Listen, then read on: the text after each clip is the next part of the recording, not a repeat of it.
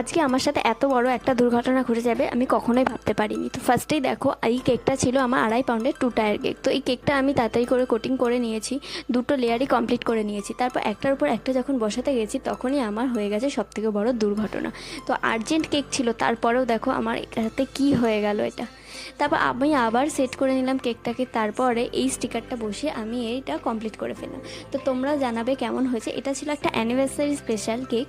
তো দেখো তোমরা ফাইনাল লুক দেখে কিন্তু অবশ্যই জানাবে এটা।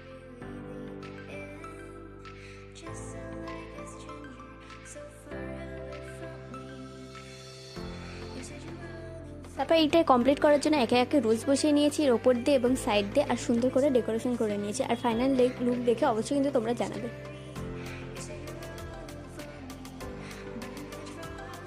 টেক্সটটা সুন্দর দেখার জন্য আমি এর উপর হোয়াইট পাল দিয়ে দিয়েছি। এই দেখো ফাইনাল লুক, আর কেমন লাগলো অবশ্যই জানাবে। নেক্সট ভিডিওর জন্য পাশে থাকো। বাই।